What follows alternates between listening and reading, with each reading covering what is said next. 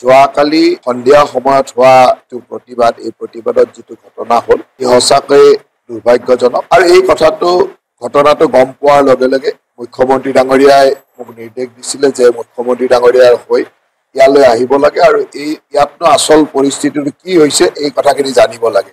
সেই মৰ্মে মই ৰাতি ইয়ালৈ আহিছিলোঁ আৰু মাজনিশা ইয়াত আহি পোৱাৰ পিছত মই সকলো যিসকল লোক আহত হৈছিল হস্পিটেলত যিসকল আছিল তেওঁলোকৰ খবৰ ল'লোঁ আৰু গোটেইখিনি খবৰ লোৱাৰ পিছত যিটো দেখিছোঁ তেখেতসকল তেনেকুৱা কোনো মেজৰ হেৰি নাই মানে চিৰিয়াছনেছ মানে খুব চিন্তা কৰিবলগীয়া তেনেকুৱা নাই। এতিয়া যিখিনি ট্ৰিটমেণ্ট কৰিব লাগিব চৰকাৰে তাৰ লগে লগে আমাৰ আক্ৰাছুৰ কৰ্মকৰ্তাসকলৰ লগত বিভিন্ন আলোচনা কৰিলোঁ।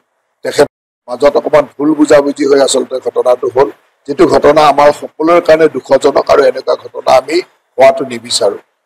মুখ্যমন্ত্ৰী ডাঙৰীয়াই ঘটনাটো হোৱাৰ লগে লগে তাত থকা যিজন OC আছিল তেওঁক ইমিডিয়েটলি ৰিজাৰ্ভ ক্ল'জ কৰি তেওঁক ছাছপেনশ্যন কৰা হৈছিলে।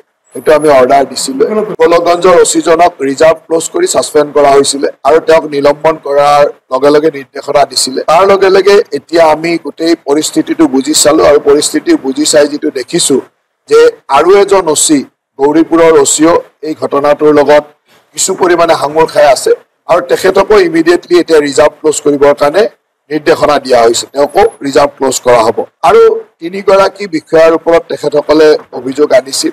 আমাৰ জিলাৰ যিজন আমাৰ SSP আৰু জিলাৰ সেই স্থানত উপস্থিত থকা 2গৰাকী উপ আৰক্ষী অধীক্ষকৰ ওপৰত তেখেতসকলৰ অভিযোগ আছিলে আৰু অভিযোগখিনি কোৱাৰ পিছত মই আমাৰ যিজন DIG ইয়ালৈ আহিছে DIG-ক এনকুৱাৰী কৰিবৰ কাৰণে দিছোঁ আৰু তেখেতে 5 দিনৰ ভিতৰত এটা এনকুৱাৰী ৰিপৰ্ট দিব।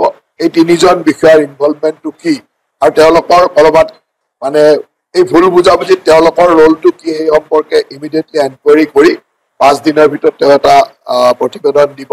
গতিকে এজন গৌৰীপুৰৰ OC-ক আমি ইমিডিয়েটলি ৰিজাৰ্ভ ক্ল'জ কৰি ছাছপেনশ্যন কৰিছোঁ আৰু গৌৰীপুৰৰ OC-ক আমি ৰিজাৰ্ভ ক্ল'জ কৰিছোঁ।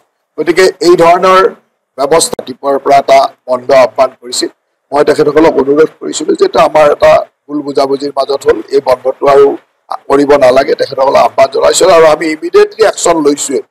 গতিকে তেখেতসকলেও তাত সন্মতি প্ৰকাশ কৰিছে আৰু এই সন্মতি সাপেক্ষে এতিয়া আমি ভাবোঁ যে এটা সৌহাৰ্দ্যপূৰ্ণ সম্পৰ্কৰ মাজেৰে আমি ভৱিষ্যতৰ কৰ্মপন্থাখিনি আগবঢ়াই লৈ যাব পাৰিম। তেখেতসকলৰ যিখিনি ন্যায্য দাবী সেই দাবীৰ প্ৰতি আমাৰ অসম চৰকাৰে বিশেষকৈ হিমন্ত বিশ্ব শৰ্মা ডাঙৰীয়াই বিভিন্ন সময়ত বিভিন্ন আলোচনা মাধ্যমে আগবঢ়াই লৈ গৈ আছে। গতিকে মই ভাবোঁ যে এই বিষয়টো ইমানতে আৰু সামৰণি পৰিব।